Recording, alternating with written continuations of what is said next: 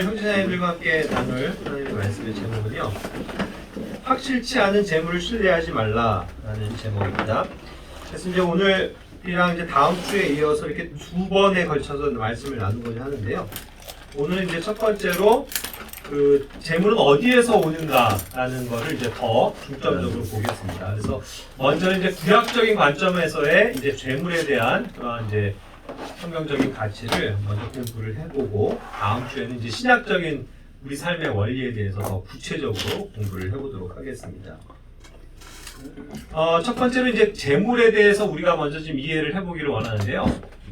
재물이라고 우리 킹제임스 성경, 이제 흠정역 성경에서 나오는 재물은 총 영어 단어는 5개의 단어를 다 이제 재물이라고 번역을 한 부분이 나옵니다. 이제 그것이 이제 좀 구체적으로 조금 다른 의미들이기 때문에 단어가요. 그래서 조금 그거를 공부를 해보고 가면 좋겠습니다. 먼저 재물이라고 했을 때요, 이 good, 그러니까 선하다라고 하는 그 good이라는 표현이 있잖아요. 그거를 또 썼을 때 일반적으로 또 재물이라는 의미로 또 사용이 됩니다. 예를 들자면 창세기 14장 11절에서도요, 그들이 소돔과 고모라의 모든 재물과 그들의 모든 양식을 빼앗아 자기 길로 가고 했잖아요. 그랬을 때 여기도 이제 모든 재물이다라고 표현한 게, 이게 보면 the goods, 좋은 것들을 이제 재물이라고 번역을 할 수 있습니다. 이건 왜 그러냐면요, 이 재물이라는 어떠한 그 개념이 예전에 이제 어떠한 그 단어를 형성하는 데 있어서 그랬겠죠. 뭐 우리야 지금 오늘날은 뭐 돈 같은 개념을, 부동산 같은 걸 이제 재물로 하지만, 예전에는 자기가 가지고 있는 좋은 거 있잖아요. 그게 결국 값비싼 자기 재산이 되는 거예요. 재물이 되는 거예요. 남들이 없는 아주 반들반들한 돌을 가졌다, 이것도 가치를 갖는 거고, 그죠? 예전에 그 합판체 그런 거 창세기에도 나오죠. 르우벤이 뭐 그런 걸 가진 거를 또 뭐 그 라헬이 막 그거 좀 달라고 해가지고, 그게 이제 하나의 비싼 값을 갖는 거잖아요. 그러니까 남들이 얻는 뭔가 좋은 것을 가지고 있다, 이게 이제 하나의 재물이 된다는 거예요. 그런 의미에서 이제 이것이 출발했던 겁니다. 창세기 14장 12절에서도 아브라함의 조카 롯과 그의 재물도 취한 뒤 했는데, 이제 여기서도 그 재물이 good, 좋은 것들이라는 그런 표현을 갖는 것들입니다. 그런 예들이 이제 창세기 14장 16절, 21절에서도 나오고요. 또 창세기 31장 18절에서도 자기가 얻은 모든 가축과 모든 재물 했을 때 역시 그 재물이 좋은 것들을 뜻하는, 그런 재산적인 가치가 있는 것을 뜻하는 거라는 거죠. 46장 6절에서도 이와 같이 말하고 있습니다. 먼저 이제 그러한 이제 단어가 있다라는 것을 이제 설명을 드리는 거예요. 이것은 이제 예전에 그런 고대 시대를 연상해 보시면은 쉽게 이해가 될 겁니다. 그 옛날에는요, 어떤 재화라는 게 화폐가 있고 그런 게 아니잖아요. 그렇죠? 그러다 보니까 항상 좋은 거, 자기가 가지고 있는 좋은 게 재물이 된다는 뜻이고, 그런 걸 맨 처음에는 경제적인 관점에서 어떻게 이제 이것들이 통용이 되죠, 사회상? 그거를 물물 교환하는 거죠. 그렇죠? 내가 가지고 있는 좋은 걸 다른 사람들의 좋은 것과 바꾸는 거예요. 내가 가진 이런 좋은, 뭐 나무 이거를 뭐 그가 가지고 있는 좋은 과일이랑 바꾼다든가, 이런 식으로 이제 되잖아요. 그랬을 때 이제 자기가 가지고 있는 좋은 것들이 재물이 되는 겁니다. 결국 물물 교환의 시대에서 이제 출발하죠. 그러다가 이것이 전문적으로 사고 팔고의 이제 개념이 생기는 거예요. 그런 시대가 오는 거죠. 그러다가 이제 이거를 아예 전문적으로 판매하고 소비하는 사람은 그거를 사들이는 그런 형태의 이제 판매자와 소비자의 시대가 오는 거죠. 근데 이런 것은 이제 우호적인 관계에서 그렇다는 얘기입니다. 우호적인 관계. 그죠? 결국 이제 자기들이 편한 상대, 그러니까 뭐 이웃, 아니면 같이 살고 있는 어떤 부족, 민들, 그런 사람들끼리는 이제 통용이 되는 건데, 저 멀리 있는 사람들과의 관계는 그렇지 못한 거예요. 그때 당시 옛날에는 고대에는 어땠습니까? 여기도 나오지만 재물을 이제 뺏어서 가는 그러한 장면들도 나오는 거죠. 그러니까 뺏고 빼앗기는 어떠한 그러한 시대도 분명히 존재합니다. 그러니까 이제 이런 것은 이제 비우호적인 관계에서 이루어지는 일들인 거죠. 그래서 여기 이제 그 아브라함의 조카 롯이 이제 그 소돔에 거할 때에 그런 것들 재물을 이제 누군가가 와, 다른 왕들이 와서 노력해가고 빼앗아서 가는 장면이 나오는 거예요. 그리고 그걸 또 되찾아오는, 무력으로 되찾아오는 거죠. 예, 그러한 시대였던 겁니다. 자, 그래서 이제 그러한 단어도 발견할 수 있고, 두 번째 단어는 뭐냐면 이제 일반적으로 또 많이 쓰는 substance라는 그러한 단어입니다. 이게 이제 재물을 뜻하는 그러한 또 보편적인 단어이긴 한데요. 이게 이제 어원적으로 보면 sub가 먼저 와요. sub는 항상 밑에 있다는 뜻이죠. 그리고 stance, 그리고 결국 서 있다는 겁니다. 그러니까 밑에 서 있다는 거예요. 예, 그렇기 때문에 이제 그 밑에 자기가 딱 밟고 있는 분명한 것이잖아요. 그러다 보니까 이것이 이제 본질이라는 뜻, 뭐 물체라는 뜻도 가지고 물질을 뜻하는 단어가 되었습니다. 그러니까 자기 발 밑에 확고하게 있다라는 것을 전제하는 거죠. 그러니까 조금 더 물질을 강조하는 그런 표현입니다. 창세기 15장 14절에서 보면 또한 그들이 섬길 그 민족을 내가 심판하리니 그 뒤에 그들이 큰 재물을 가지고 나오리라 했어요. 이제 이집트에서 이제 어떻게 그 민족들이 나올 것에 대한 이제 예언이 이미 아브라함에게 주어지는 건데, 여기서 이제 예를 들어서 재물을 얘기할 때 substance입니다. 그리고 창세기 36장 6절에서도 보면은 이제 거기에 에서가 또 자기가 가나안 땅에서 얻은 모든 재물을 이끌고 자기 동생 야곱의 얼굴로부터 떨어진 지옥으로 갔다라고 표현을 하고 있죠. 그러니까 여기서도 이제 그 재물이 결국 자기가 가지고 있는 실질적인 물질을 뜻하는 것으로 이해할 수 있습니다. 자, 방금 창세기 15장 14절도 이집트로부터 그런 재물을 가지고 나올 것에 대해서 설명을 하시는 거거든요, 예언적으로. 그랬을 때 여기에도 뭔가 의미심장한 그런 어떠한 그 영적인 의미들이 있겠죠. 결국 재물이라는 건요, 우리 앞에 이렇게 보여지는 이 재물은 우리의 발 밑에 있는 겁니다. 그렇죠? 발 밑에 있고 또 그것을 주님께서 보여주실 때 그것을 알 수 있는 것들인 거예요. 그리고 방금 창세기 36장 6절에서 얘기하는 것처럼 이 야곱과 에서가 이제 드디어 20년 만에 회유를 했을 때 같이 살려고 했지만 같은 지역에 살 수가 없었다라는 거죠. 너무나도 그들의 어떤 그 재산적인 그런 것들이 충돌을 하니까. 땅은 좁고 자기들의 재물들은 널려 있고 가축과 이런 것들이요. 그러다 보니까 에서가 야곱을 떠나서 에서가 이동을 합니다. 그 말은 뭐냐면 결국 에서가 상징하는 바는 믿지 않는 그런 또 세상을 예표해주고, 야곱은 하나님의 택감을 받은 사람으로서 예표가 되잖아요. 그렇기 때문에 이러한 면에 있어서 세상과 하나님의 백성은 함께 할 수가 없습니다. 그것이 재물이 같이 통용될 수가 없다는 거예요. 네 건 네 거, 내 건 내 거가 될 수밖에 없는 거죠. 그래서 그들은 이제 떠나서 분리를 합니다. 그런 과정도 이제 설명이 되죠. 세 번째로 나오는 재물은요, rich라는 부하다, 이거를 이제 쓸 때 우리가 사용하는 단어죠. 이 단어를 또 많이 사용합니다. 부자, 부유한, 풍부한, 이런 뜻을 가지고 있죠. 그러니까 뭔가 이제는, 창세기에서도 그런 단어의 흐름을 보는데, 어떤 물물교환의 그런 가치로부터 뭔가 그 다음에 이제 자기의 물질로서 소유가 되는 그런 재물도 표현되고, 이제 더 나아가서는 이것이 이제 쌓여지면서 실제로 부를 축적하는 그런 과정으로서의 과정도 보여지는 거죠. 그래서 이제 리치가 나옵니다. 창세기 31장 16절에 보면 하나님께서 우리 아버지에게서 취하신 모든 재물은 우리와 우리 아이들의 것이니 그런즉 이제 하나님께서 당신에게 말씀하신 것은 무엇인지 다 행하소서 하니라. 이 말은 이제 그 라헬이 야곱에게 얘기하는 거거든요. 결국 그 야곱도 수많은 이제 재물을 축적했습니다. 라반에게 속아서 많은 걸 빼앗기기도 했지만 하나님께서는 그를 형통하게 하셔서 드디어 재물을 모으게 하신 거예요. 그래서 굉장한 재산을 모았습니다. 그래서 이제 여기서의 재물은 풍부한 부를 상징하는 리치가 되어져 있죠. 그걸 가지고 이제 나오게 되는 것, 그죠? 그 라반으로부터, 세상으로부터, 그죠? 사탄 마귀의 권세로부터 나오게 되는 것을 또 예표적으로 보여준다고 볼 수가 있습니다. 그래서 이제 창세기 36장 7절에서도 그 아까 얘기한 이제 그 에서가 야곱과 이제 떨어지는 그런 과정을 얘기하는데, 여기서는 또 아까는 이제 substance라는 말로 창세기 36장 6절에서 얘기했던 반면 36장 7절에선 여기에서의 재물은 rich를 또 사용하고 있는 거예요. 그렇죠?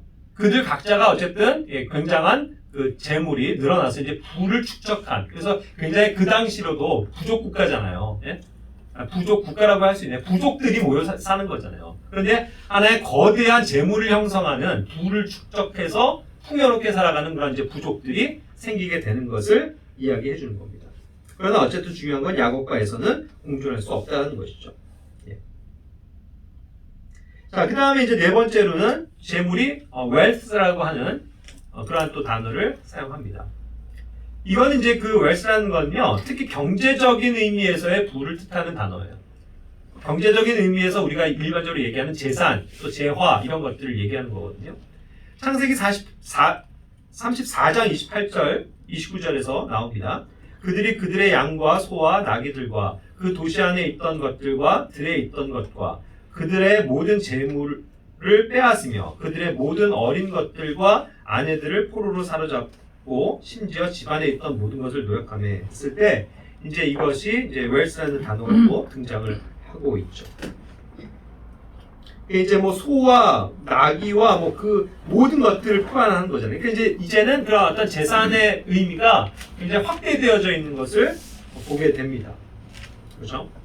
그래서 이것도 확인할 수 있고, 다섯 번째로는 또 이 재물이라고 번역한 내용이요, 트레저를 또 재물이라고도 번역을 했습니다. 근데 이거는 뭐 굳이 트레저라고 뭐 할 필요가 없을 수도 있는데, 왜 그러냐면 트레저는 아시듯이 일반적으로 이제 보물, 보석 이런 것들을 좀, 귀중품 이런 것들을 좀 뜻하는 단어잖아요. 그냥 그렇게 얘기를 해도 되는데, 결국 이제 재물에서도 아주 좀 이렇게 재산적 가치가 높은 귀중품에 해당되는 것을 이와 같은 단어로 사용을 합니다. 특히 이것은 이제 단어적으로도요, 뭐라고 얘기하냐면 귀금속, 보석 등의 형태로 축적된 부나 재산을 말할 때 이제 트레저를 사용을 합니다.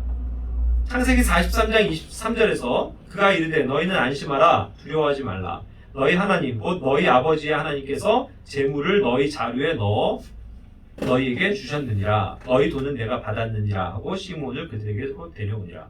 예, 이제 요셉이 이제 말하는 장면이죠. 여기에서의 이제 재물은 트레저입니다. 그러니까 결국 그 부대 자루에 이렇게 값비싼 그런 귀중품, 보물 같은 거를 넣어서 이제 주었었다는 것을, 그걸 이제 계략을 꾸몄었던 거잖아요. 그런 것을 알 수 있습니다. 자, 이와 같은 이제 여러 가지 재산과 관련된, 재물과 관련된 단어들이 등장을 해요.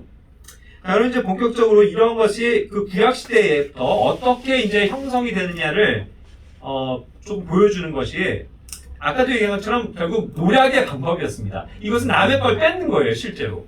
그런데 성경에는 이것이 많이 등장이 된다는 것입니다. 구약 성경에는. 이것이 이제 스포일이라는 단어로 나오는데, 이게 노략한다, 빼앗는다 라는 뜻이고, 명사적으로도 노략, 약탈, 혹은 전쟁에서 얻은 전리품 이런 것들을 뜻하죠.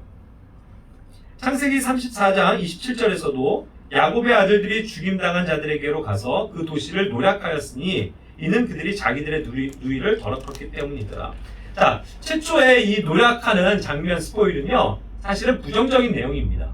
결국 하나님께서 그걸 원하신 건 아니에요. 그렇죠? 그러나 시므온과 레위가 불타는 복수심에, 그렇죠? 자기 여동생을 더럽힌 그것을 복수하기 위해서, 그 하나의 부족을 거짓으로 속여가지고 완전히 진멸시키고 거기에 있는 것들을 다 빼앗아 오는 그런 장면을 얘기하죠. 그렇게 해서 이제 재물이 야곱 그 집에 안에는 엄청난 재산이 늘어나게 되는 거예요. 그러니까 이것을 사실 하나님께서 기뻐하신 것이냐라고 봤을 때 그건 아니었던 거죠. 하나님은 그러한 피해 복수를 애초부터 원하셨던 것은 아닙니다. 하나님께서 하실 일이 있는데 이것이 인간이 더러운 피를 묻힘으로써, 야곱도 표현하지만 너희가 이런 피를 불렀다, 그렇죠? 그런 악한 냄새가 나게 했다, 악취가 나게 했다, 이렇게 표현을 하고 있거든요. 그러니까 이것은 결국 좋은 방법은 아니었습니다. 하지만 그 당시에 어쨌든 많이 있어왔던 방법인 거죠. 자, 그렇기 때문에 이제 민수기 31장 9절에서도 보면요, 11절까지 보면 이스라엘도 결국은 다른 이제 지역으로 가면서 이제 노략하고 그들을 반대하고 하나님을 저주하고 거부하는 그러한 민족들에게는 철저하게 응징을 했잖아요. 그렇게 함으로써 거기에서도 이제 노략한 것들을 취해서 그들 이스라엘의 백성들의 재산이 증대하게 되는 그런 내용들을 볼 수가 있는 거죠. 결국 이것은 이스라엘의 태동 과정에서도요, 구약 시대에만 허용된 그러한 이제 노략의 방법이었던 것입니다. 그래서 이스라엘이 실제로 노략하기도 했고 노략당하기도 했죠. 하나님께서 보호하시고 하나님께서 함께 하실 땐 그 하나님을 거부하고 대적하는 민족들을 철저하게 응징하시면서 노략을 얻게 하셨고, 반대로 그들이 하나님을 거부하고 하나님께 불순종할 때는 그 이방 민족들에게 노략을 당하게 하시고 패배하게 하셨죠. 그런 원리를 철저하게 보여주고 있는 겁니다. 결국 여러 가지 이제 민족들을 통해서 하나님께서 하시고자 하는 일들을 이루기 위한 하나의 방편이었다는 것이죠. 그렇기 때문에 이제 뭐 사사기 2장 14절에서 16절에서도 보면은 또 이제 그러한 방법으로서 노략하기도 하고 노략당하기도 하는 그러한 이제 항상 엎치락 뒤치락 하는 그러한 이제 사사시대의 장면들을 이야기를 해주는 겁니다. 자, 그런데 이제 이 노략한다라는 그 단어가 또 어떠한 말로도 이것이 조금, 대비가 되냐면, borrow라고 하는 이 빌려온다, 빌린다, 차용한다, 라는 뜻을 가진 단어입니다. 자, 이게 굉장히 조금 아이러니한데요. 자, 이 장면은 이제 그 이스라엘이 태동하는 과정에서 출애굽 시대로 이제 돌아갑니다. 출애굽기 3장 21절, 22절에 보면 두 가지 단어가 다 등장을 해요. 이것이 똑같은 사건임에도 불구하고 두 가지 개념을 하나님께서는 얘기하고 계시다는 겁니다. 뭐냐면 이제 이집트로부터 나오게 되잖아요. 이스라엘 백성이. 그렇죠? 그렇게 해서 나올 때 이것을 이제 예언적으로 하나님께서 말씀하신 거고, 출애굽기 12장 35절 36절에서 실제로 그런 장면이 나오는데, 하나님께서 뭐라고 약속하시는 거냐면요, 너희가 이제 그들로부터 이집트로부터 나오게 될 때 그들의 재산을 빌려온다라고 표현을 하는 거예요. 그런데 그것을 또 동시에 뭐라고 하냐면 노략할 것이다라고 표현하는 거예요. 노략해오는 건데 사실은 빌려오는 겁니다. 그런 개념을 동시에 설명하고 계세요. 결국 이 하나님의 백성들과 이 세상의 악한 세상과의 어떤 관계를 얘기를 해주는 거죠. 자, 그래서 이것이 실제로 출애굽기 12장 35절, 36절에서 역시 그런 사건에 있어서 나올 때 그 이집트 사람들에게서 뭐예요? 은과 금과 그런 보석들, 의복들 이런 걸 다 빌려서 나왔다라는 거예요. 이집트 사람들한테 이제 막 가갖고 나 이거 좀 빌려줘 하면서 막 갖고 나오는 거예요. 그렇기 때문에 이것을 빌려줬다라고 하고 표현하는 건데 36절에 보면 그들이 이집트 사람들을 노략했다라고 표현하는 겁니다. 굉장히 아이러니하죠. 빌려오는 거, 마음대로 빌려가는 거예요. 그런데 사실은 노략하는 겁니다. 굉장히 좀 아이러니하죠. 그래서 여기서 이제 그런 단어가 등장을 하는데, 또 여기서 랜드라는 단어의 이제 과거 분사인 렌트가 나와요. 그래서 이제 빌려주다라는 거거든요. 이집트 사람들이 이제 그것을 결국은 빌려줄 수밖에 없는 겁니다. 그리고 이스라엘 백성은 그걸 빌려서 나오는 거예요. 근데 이것이 떳떳하다라는 거죠. 빌려오는 거기 때문에. 그런데 사실상은 그들이 이집트 사람들로 봐서는 속수무책인 거예요. 지금 완전 패닉 상태가 된 거예요. 그 수많은 60만 명이 넘는 이스라엘 백성들이 막 우르르 나오면서 거기 이웃들에 있는 이집트 사람들의 값비싼 걸 다 갖고 나가는 겁니다. 빌려줘 하면서. 그런데 사실상 노략인 거예요. 왜요? 그들은 이제는 하나님의 엄청난 그 응징과 심판을 받거든요.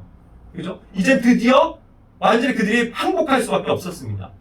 하나님 앞에 굴복한 거예요. 이 백성을. 이제는 놓아줘야 된다. 가게 해야 된다. 왜? 자기들이 완전히 멸망한 거 아니에요. 수많은 10가지의 심판을 당했고 급기야는 자기들의 장자들이 다 죽어버렸습니다. 그런데 이스라엘만 보호하시고 구원하신다는 걸 그들이 눈앞에 본 거 아니에요. 그러니까 이제는 그 두려우신 하나님 앞에서 떨 수밖에 없었고, 그들이 나갈 때 그냥 그 수십만 명이 나가면서 값비싼 걸 다 가지고 나가는 거에 대해서도 안 돼 할 수가 없었다는 거죠. 그렇게 해서 그들은 빌려줄 수밖에 없었다라는 거예요. 굉장히 아이러니하죠. 결국 그것은 근데 이 세상에 대해서 우리가 이와 같이 승리하는 세상의 것들이 모두가 다 주님을 위해서 사용되어지고 주님을 위해 에서 주님의 이름을 위해서 사용되어질 때 그것이 하나님께서 손에 붙이시면 우리가 노력해 올 수 있다라는 걸 얘기를 했던 거죠. 이건 근데 구약적인 관점입니다. 이해하셔야 될 건. 그래서 오늘날 우리가 적용해서 이 세상에 있는 건 모든 것을 뭐 마음대로 가지고 나오면서 뭐 빌려 얘기하고 뭐 노력하는 그런 게 아닙니다. 하나님께서 이와 같이 사용하셨다라는 걸 얘기해 주는 거죠. 그렇죠? 결국은 빌려온 것이 되었습니다. 형식적으로는 실제로 뭐 그냥 아무 말 못하고 있는 그들에게 그냥 가지고 나왔으니까 빼앗아 온 것처럼 노력한 것처럼 됐지만 사실상 그것들은 빌려줬다는 표현을 쓰신다는 거예요. 자, 그런데 여기에 하나님의 주권이 있는 거예요. 하나님께서 허용하신 겁니다. 하나님께서 그들을 통해서 빌려주신 거예요. 자, 그러면 이스라엘은 자기들의 책임이 없는 거예요. 자, 빌려온 겁니다. 그러니까 반드시 갚죠. 반드시 갚아야 하나님은 정직하신 분이죠. 누가 갚는 겁니까? 하나님이 갚으시는 거예요. 그래서 하나님께서 갚으시는 겁니다. 그러니까 이 이스라엘의 책임이 아니에요. 하나님께서 그렇게 해서 그들의 것들을 얻게 하시고 이 세상으로부터 빌려오게 하셨습니다. 우리도 당당하게 이 세상을 살아갈 때의 원리가 그렇다는 거예요. 예? 우린 주저할 필요가 없습니다. 이 세상에 있는 것들을 당당하게 빌려올 자격이 있는 자들이에요. 사실 영적인 영역에서 주님을 위해서 사용할 때 우리의 재물들이 다 그와 같은 것들로 사용되어질 수 있다는 것을 얘기해 주는 거죠. 그러니까 얼마나 당당합니까? 이 세상에 있는 모든 것들을요, 주님께서 원하시고 쓰시겠다고 하면 우리는 얼마든지 빌려 나올 수 있는 사람들이에요. 그렇죠? 그리고 그걸 누가 갚습니까? 하나님이 갚으세요. 그런 원리를 보여주고 있다는 거죠. 자, 이제 본격적으로 이제 재물에 대해서 공부를 하는데요. 자, 재물을 그렇다고 하면 이제 주시는 분이 누구냐는 거예요. 우리는 당연히 이 내용을 압니다. 정답을 알아요. 재물을 주시는 분이 누구세요? 하나님이세요. 이와 같이 없는 것에서부터도 있게 하시는 분입니다. 예? 이스라엘을 노예로부터 아무것도 갖지 못한 자들이 거대한 부를 축적해서 나올 수 있게 하시는 분은 하나님이세요. 그렇기 때문에 신명기 8장 17절, 18절에서도 이와 같이 말씀하는 겁니다. 다 같이 한번 읽어볼까요? 또 내가 마음속으로 이르기를 내 능력과 내 손의 힘으로 내가 이 재물을 얻었다 하며 오직 너는 주 내 하나님을 기억하라. 내게 재물로 얻을 능력을 주시는 분이 곧 그분이시니 이것은 그분께서 내 조상들에게 맹세하신 자신의 언약을 이날과 같이 굳게 세우려 하심이라. 아멘. 하나님께서 재물을 얻게 하시는 겁니다. 이게 내 능력, 내 손의 힘으로 얻어진 게 아니라는 거예요. 내게 재물을 얻을 그 능력마저도 내 능력이 아니고 하나님의 능력이라는 겁니다. 믿으세요? 네. 우리 그걸 믿어야 돼요. 그런 믿음을 가지고 하나님을 신뢰해야 합니다. 그럴 때 모든 재물을 가지고 계신 창조주 하나님을 우리가 신뢰할 때에 우리는 모든 것이 당당하고 주눅 들지 않고 어깨를 펴고 당당히 이 세상을 살아갈 수 있다는 것입니다. 그렇겠죠. 동일하게 역대상 29장 12절에서도 말씀합니다. 재물과 명예가 다 주에게서 나오며 또 주께서는 모든 것을 통치하시나이다. 주의 손에 권능과 능력이 있사오니 사람을 크게 하심과 모든 사람에게 기력을 주심이 주의 손에 있나이다. 예. 모든 재물, 명예 이게 누구 손에 있다고요? 하나님 손에 있다고요. 이건 하나님의 손에 달려있는 겁니다. 자, 그렇기 때문에 결국 재물을 주시는 분이 하나님이시라는 걸 안다면요, 우리는 어떠해야 됩니까? 주님께 구해야 되겠죠. 그러니까 우리가 무엇을 구할 것입니까? 우리에게 재물을 주실 수 있는 분도 주님이시라면 주님께 구해야죠. 그런데 주님께 구하는 게 마땅한데, 자, 그럼에도 불구하고 우리가 주님을 신뢰한다는 것이 된다면 무엇을 먼저 구해야 할까요? 그것을 보여주는 것이 저는 열왕기상 3장 11절부터 13절에 그 솔로몬이 정말 믿음을 가지고 있을 때 구한 그 방법, 그 믿음을 따라야 된다고 생각이 됩니다. 다 아실 거예요. 그죠? 솔로몬이 무엇을 하나님께 구했습니까? 제가 장수하게 해주십시오. 이것을 구하지도 않았어요. 제가 좀 재물이 늘어나게 해주십시오. 그것을 구하지도 않았어요. 또 저의 그런 대적들로부터 저를 구원해 주십시오 라고 해서 나라가 잘 되기를 위해서 구하지도 않았어요. 뭘 구했습니까? 이 백성을 위해서 저에게 하나님의 지혜를 주십시오. 하나님의 명철을 허락해 주십시오. 그래서 제가 이 하나님의 백성을 잘 재판할 수 있도록 저에게 지혜와 명철을 주십시오. 그것을 구했잖아요. 그것이 하나님께 사실은 기쁨이 됐던 거예요. 네가 그것을 구하지 않았구나. 다른 것을 구하지 않고 이것을 구했구나.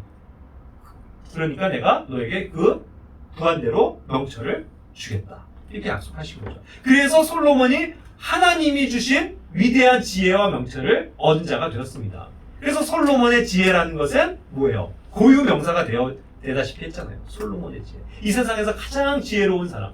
그 지혜를 얻었습니다. 그런데 놀랍게도 하나님께서 그것을 주셨을 뿐만 아니라 13절에 뭐라고 말씀하시냐면 네가 구하지 아니한 것, 즉 재물과 명예도 내가 너에게 주었다. 이렇게 표현하시는 거예요. 우리가 그것을 구하지 않아도 하나님께서 합당하다고 여기시면 그에게 재물과 명예도 주십니다. 예? 그걸 믿어야 돼요, 우리가. 그렇죠? 그러니까 그거를 믿는다면 우리가 굳이 그런 걸 위해서 나의 재물과 명예를 위해서 성공을 위해서 구할 필요가 없다는 거예요. 그렇죠? 우리가 먼저 구할 것은 하나님의 지혜입니다. 하나님이 주시는 영적인 능력이에요. 그것을 더 사모하고 그것을 간절히 소망하면 하나님께서 그것을 먼저 주시겠죠.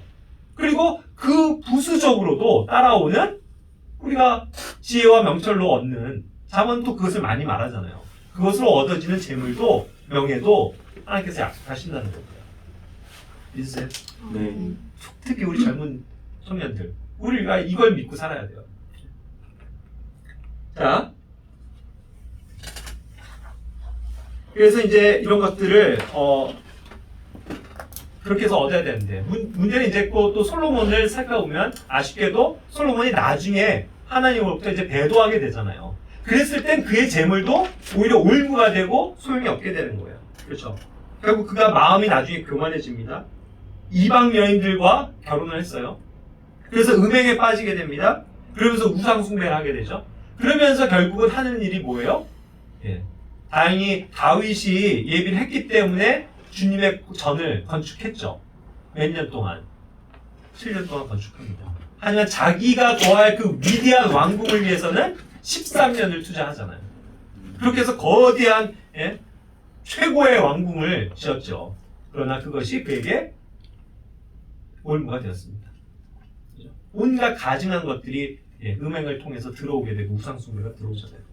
그러니까 오히려 그런 것을 이게 있는 것 자체가 어떠한 사람에게는 은혜가 될 수도 있지만 그것이 또한 저주가 되고 올무가 될 수도 있는 거예요. 재물이라는 거. 자, 그렇기 때문에 재물을 어떻게 쓸 것인가, 하나님께서 주신 재물을 어떻게 쓸 것인가가 더 중요한 거죠.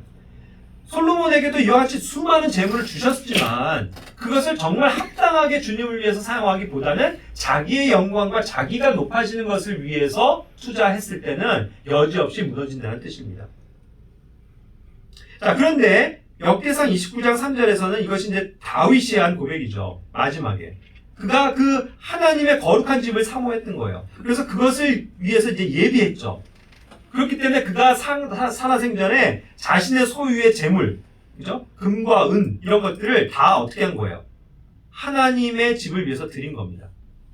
다는 아니고, 거기에서 어쨌든 예비를 했다는 거예요. 그러니까 결국은 하나님의 뜻과 하나님의 일을 위해서, 하나님의 영광을 위해서 뭔가 마련하고 그 재물들을 사용할 줄 알았다는 뜻이죠. 그렇게 우리의 재물을 사용해야만 합니다.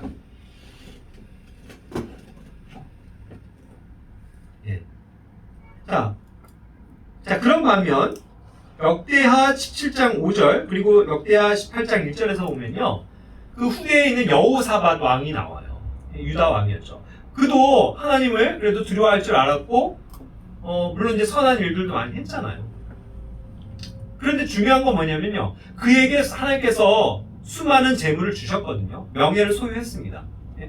이랬을 때 문제는 아까 얘기한 것처럼 다윗처럼 하나님을 위해서 예비하고 그것을 사용하고 그런 데 초점을 맞추면 좋은데, 이 여호사밧은요 정책적으로 자신이 유지하고 있는 그 유다 왕국을 더 잘 유지하기 위해서 어떠한 정책을 폈습니까? 그 북이스라엘과 연합했죠. 그때 당시의 왕이 누구예요? 아합이에요. 아합과 연합을 한 겁니다. 그죠? 아합과 인척 관계를 맺은 거예요. 그런 것에 투자를 했습니다. 그랬을 때 어떻게 됐나요? 여호수아가 또 결국은 그렇게 해서 불행하게 죽게 되고 그 후손들이 또한 저주를 받게 되는 거죠. 그렇게 해서 그 아들 여호람 때 어떻게 됩니까? 역대하 21장 14절에서 본 것처럼 그 백성과 자녀들과 아내들과 네 모든 재물이 큰 재앙을 받을 것이다. 하나님께서 재앙을 놓치세요. 그래서 다 빼앗기도 버리는 거죠. 이런 예들이 참 많습니다. 히스기야도 생각해 보세요. 얼마나 많은 재물을 소유했습니까? 그래서 자기가 또 생명을 이제 연장받고 막 의기양양하고 졸아갖고 내가 더 살게 됐고 내가 이와 같이 축복을 누리고 있어 하면서 자랑하면서 저 이방 민족으로부터 온 사신들에게 주님의 보고를 다 열어갖고 보여줬잖아요. 자랑하면서 내가 이런 영광을 누리고 있어 하면서 그랬을 때 그것을 이제 하나님께서 벌하시고 그 후대에 어떻게 되는 거예요? 다 빼앗겨버리게 나라가 망하게 되는 그런 일들이 왔죠. 그러니까 결국 재물을 어떻게 쓸 것인가 그것에 대한 생각은 이 구약으로부터 우리가 철저하게 배워야 될 줄 믿습니다. 시편 112편 9절 말씀에서는요. 그렇기 때문에 재물을 흩어서 가난한 자들에게 주었다라는 표현이 나오거든요. 그러한 사람이 영원히 지속되고 그러한 사람의 의가 영원히 지속되고 그의 뿔이 존귀하게 높여진다라고 약속하세요. 결국 재물을 흩어서 가난한 자들에게 뿌리는 겁니다. 그러한 삶의 원리가 행복한 거예요. 여기서 재물을 흩는다, 흩어버린다는 뜻을 disperse라는 단어를 썼거든요. 이것이 실제로 이렇게 흩어버리는 거예요. 분산시켜버리는 겁니다. 그런데 이게 굉장히 저는 중요한 것 같아요. 오늘날 현대인들에게 사람들이 요구하는 그러한 이제 이 경제관은 뭐냐면요. 흩어서, 재산을 흩어서 투자하는 거예요. 흩어서 모으는 겁니다. 이해가 되세요? 분식 투자예요, 분식 투자. 재물을 흩어서 여러 군데 투자해라 이 뜻이에요. 은행에만 저축하지 마라. 은행에 정기 적금도 들어놓고 정기 예금도 들어놓고 여러 가지 투자법을 알아서 펀드에도 좀 들고 주식도 투자하고 부동산도 좀 갖추고 부동산도 아파트도 하나 있을 뿐만 아니라 빌딩도 있으면 좋고 저기 어디 오지에 땅도 좀 사놓고 이런 식으로 흩어서 투자하라는 거예요. 그리고 실질적으로 많은 부자들은요 아무리 뭐 부동산으로 돈을 번 사람들도 부동산만 계속 사들이지 않아요. 그렇죠? 그 다음부터 또 뭐예요? 펀드 들고 투자하고 뭐 주식도 하고 다 합니다. 그러니까 다 재산을 분산시켜 버리는 거예요. 그렇죠? 왜냐면 하나가 확실치 않기 때문에. 불확실성의 시대에 살고 있기 때문에 이게 망하면 이거라도 흥하겠지. 그렇죠? 그래야 본전이라도 찾으니까. 그런 방식으로 다 온통 분식해서 흩어서 투자하는 거예요. 그런 것들을 세상은 요구한다는 거죠. 분식, disperse. 전 이게 굉장히 참 의미심장하다. 그런 생각이 들어요. 오늘날 그런 현 세상을 보면. 그런데 하나님께서 가르쳐주는 방식은 뭐라고요? 흩어서 뭐 하라고요? 가난한 사람들에게 나눠주라고요. 우리 주변에 있는 성도들을 위해서 또 가난한 사람들을 위해서 더 흩어서 뿌릴 때에 그것을 오히려 거두게 될 줄 믿습니다. 하나님께서 그걸 약속하시는 거예요. 우리 그러한 투자법을 성경적으로 이해해야만 합니다. 그런 가치관을 가지고 살아야 되겠죠. 재물이 얼마나 헛된 것인가에 대해서도 시편 39편 6절은 분명히 말씀하십니다. 그가 재물을 쌓으나 누가 그것을 거둘지 알지 못하나이다 하면서 그것이 헛되이 소동하는 모습이라고 이야기하고 있는 거죠. 재물을 얼마나 많이 축적하느냐 그게 중요한 게 아니에요. 진짜 재물 쌓으면 뭐합니까? 누가 그것을 거둘지 알지 못하는데 그러고서 죽어버리면 그 자식들이 그걸 가져갈지 밑에 있는 부하 직원들이 가져갈지 모르는 거예요. 왜 그렇게 쌓고 삽니까? 시편 49편 6절부터 10절에서는 또 이야기합니다. 자기 재물을 신뢰하고 자기의 많은 부를 자랑하는 자들 중에 어떠한 방법으로든 자기 형제를 구속하거나 그를 위해 하나님께 대속물을 바쳐서 그들의 혼을 구속하는 일을 규중하며 그것은 영원토록 멈추어 있도다. 이것이 이제 부연 설명이 됐고요. 그가 여전히 영원토록 살게 하며 썩음을 보지 아니하게 할 자는 아무도 없도다. 결국 자기가 재물이 많다고 하더라도요, 그걸 자랑하면서도 영적인 일들, 혼들을 살리는 일에 투자하는 사람들은 거의 없다라는 걸 얘기해 주는 거예요. 그죠? 그거 자기를 위해서 쓰는 겁니다. 그러나 자기 재물이 결국 남습니까? 49장 10절에서 얘기하는 것처럼 그런 것들이 다 날아가 버리는 거예요. 그렇죠? 그냥 남들에게 남기는 거지 자기를 위해서 하나도 얻지 못하고 간다는 거예요. 그러니까 부지런히 자기가 뭐 10억의 재산을 모았다고 한들 그러고서 죽으면 무슨 의미가 있어요? 다 우리가 흔히 얘기하는 것처럼 다 그냥 자기 와이프, 자기 자식 좋은 일 시켜주고 간 거죠. 자기를 위해서는 그냥 벌벌벌벌 떨면서 하나도 맛있는 것도 못 사 먹고 좋은 입도 못 입고 그러고서 죽어버려요. 그럼 재산을 모으는 게 무슨 의미가 있단 말입니까? 재물은 이와 같이 헛된 겁니다. 재물에 대한 성경적 가치관을 몇 가지 조금만 더 살펴보고 마치겠습니다. 시편 62편 10절에서는요. 결국 학대하는 것을 신뢰하지 말며 강탈하는 것으로 허망하게 되지 말고 재물이 늘어도 거기에 너희 마음을 주지 말지어다 그랬습니다. 결국 우리가 재물에 자꾸 관심을 두어서는 안 된다는 거예요. 재물이 늘어나 보세요. 예? 뭔가 재산이 증식되는 걸 보면 재미가 들려갖고 계속 투자하게 되잖아요. 장사를 하는 사람도 이거 장사 잘 되네 하면은 계속 가게를 늘리죠. 항상 온통 마음이 재산에 가 있는 거예요. 재물에 가 있는 거예요.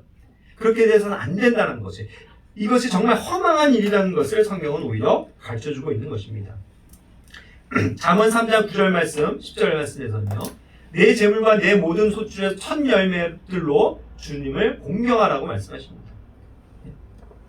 우리에게 주어진 재물들, 우리가 가진 어떠한 여기서 이제 농사를 지은 소출의 열매들이겠지만 그걸 가지고 주님을 존경하고 주님께 예배드리고 주님을 위해서 사용하는 그 일에 쓰여진다면 어떻게 되는 거예요? 오히려 우리의 창고가 가득히 차고 새 포도즙이 넘쳐나는 그런 복을 더 누리게 될 것입니다. 하지만 이것을 쌓아두고 묶어두고 주님을 위해서 사용하지 않고 주님께 드리지 않고 성도들을 위해서 사용하지 않으면 어떻게 되는 거예요?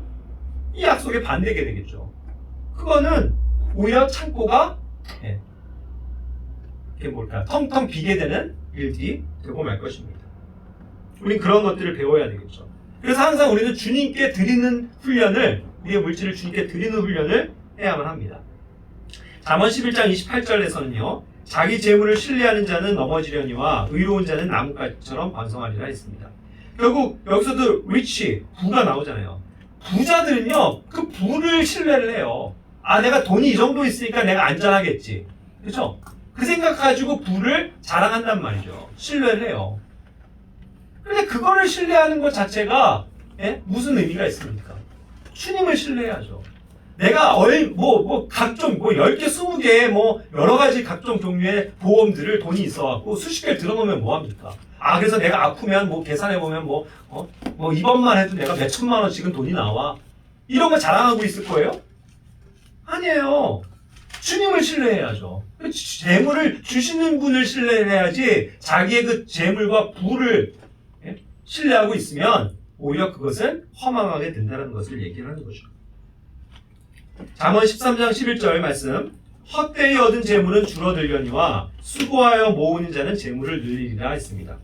헛되게 얻은 재물은 줄어들 수밖에 없어요. 여기서 헛되게 얻은 재물이라고 한 것이 이제 by vanity 해갖고 헛된 것에 의해서 얻어진 것이거든요. 이것은 이제 두 가지 영역으로도 생각해 볼 수 있을 겁니다. 결국 이것은 허무한, 헛된, 무가치한 방법으로 얻어진 재물, 무의미하게 얻어진 재물, 아무 생각 없이 그냥 돈만 벌어, 이것도 해당이 되고요. 또 내가 그냥 여기 뒤에도 대비되는 것처럼 수고해서 얻은 게 아니에요. 그냥 어떻게 그냥 있음으로써 그냥 얻어지는. 내가 그냥 부동산이 있음으로써 그냥 막 재산이 증식되는. 말하자면. 아무것도 한 게 없어도 그냥 늘어나는 그러한 소득들은 이제 불로소득이라고 얘기하는 건데, 그런 것들은 그냥 헛되게 얻어진 재물일 수도 있다는 것입니다. 그죠? 그래서 우리가 이제 항상 그런 면에서의 방법들을 항상 조심하고, 우리가 정말로 나의 힘으로 수고해서 얻는 재물이 값진 것이라는 것을, 그런 가치를 알아야 되는 거예요. 사실 이렇게 성경적인 이 관점을 가지고 가치관을 가지고 살아가면요, 우리가 어떠한 방식으로 살아가야 되는지, 재산에 대한 가치, 예? 그런 것 또한 얻을 수 있습니다. 그런데 세상은 그거를 얘기하지 않거든요. 오히려 정반대의 가치관들을 얘기하죠. 그러나 우리는 성경으로 돌아가만 합니다. 잠언 19장 14절 말씀에서는 이것도 중요한 건데요. 집과 재물은 조상들에게서 상속받거니와 분별 있는 아내는 주로부터 오느니라. 자, 집과 재물은요, 조상으로부터 오는 게 맞습니다. 내 아버지가 가진 집이 나에게 상속되는 게 맞아요. 그게 성경이 얘기하는 재산에 대한 가치입니다. 왜? 아버지의 소유이기 때문에요. 그것이 나의 소유가 되는 겁니다. 한 몸에서 나왔기 때문이에요.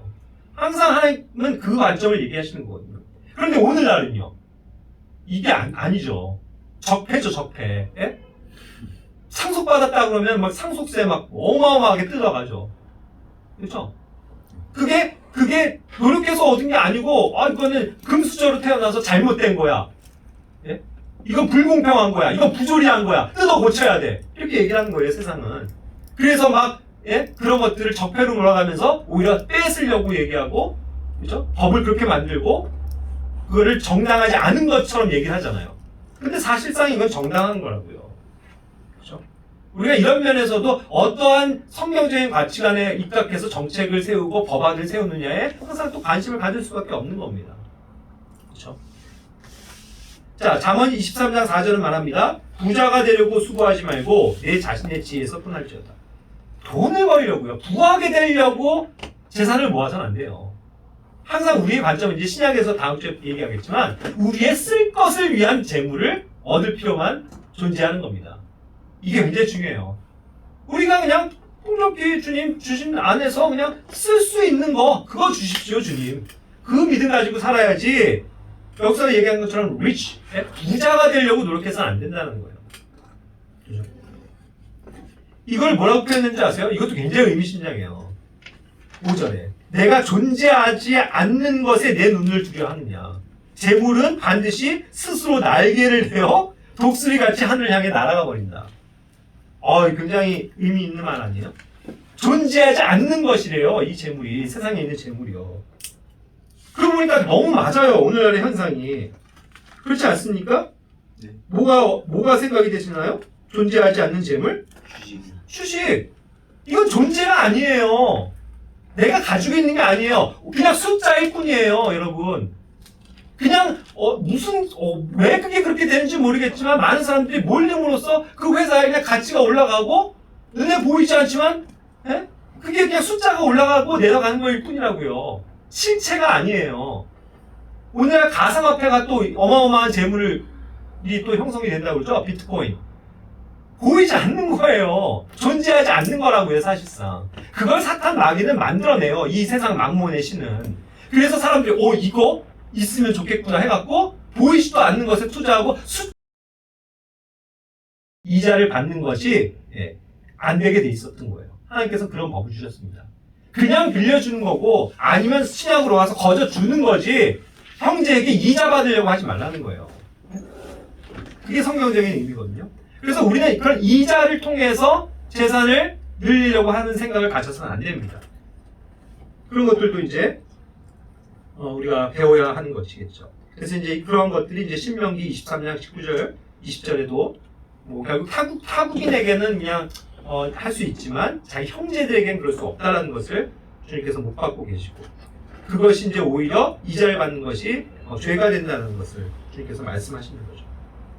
물론 이제 시간이 많이 지났으니까 그냥 넘어가겠는데 누가복음 19장 23절에서도요 이 파운드의 비유를 얘기하시면서 그 청지기들에게 이제 나중에 계수하실 때 마지막 책망받은 그 종은 뭐였어요? 아무것도 안 했잖아요.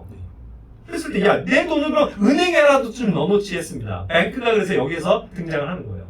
신약 성경에서 이제 우리가 알고 있는 일반적인 은행의 개념을 얘기하는 겁니다. 그러면 이자라도 생기지 않냐. 그래서 이제 이자라도 얻어왔어야지 하는 건데 이것은 근데 이제 재산에 있어서의 그런 것들을 얘기하는 게 아니고 일과 관련된 거라는 거 아시잖아요. 이 비유는.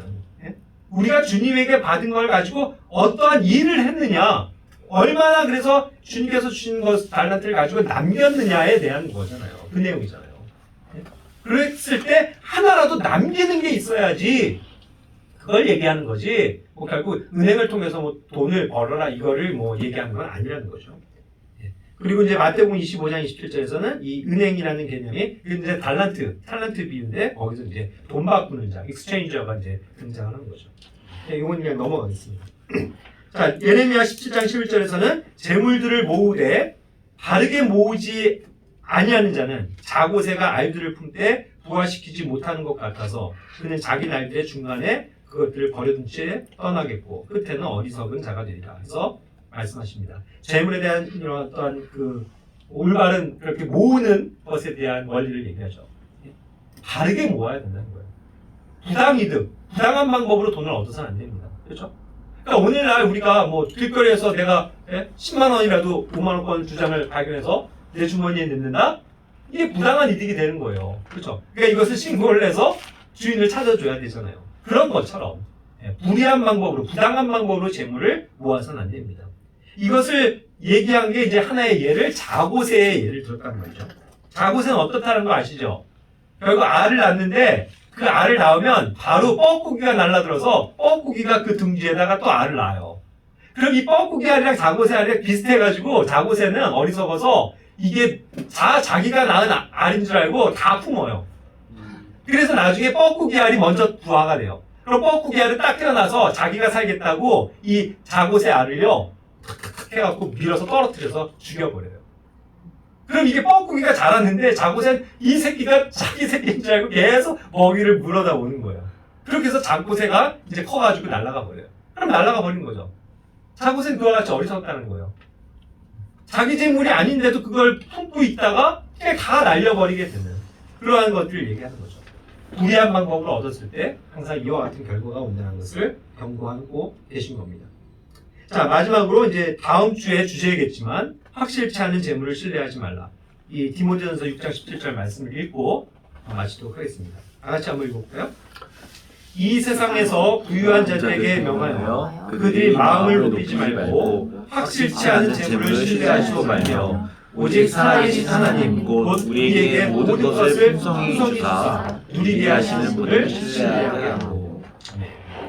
우리가 이와 같이 오늘 배운 것처럼 물론 이제 구약적인 원리도 많지만 확실치 않은 재물을 신뢰해서는 안 되겠습니다. 그렇죠? 확실한 재물은 뭐예요? 주님으로부터 오는 재물입니다. 그렇죠? 그 주님을 신뢰하는 그러한 지혜로운 삶이 되었으면 좋겠습니다. 다 같이 기도하고 마칠게요.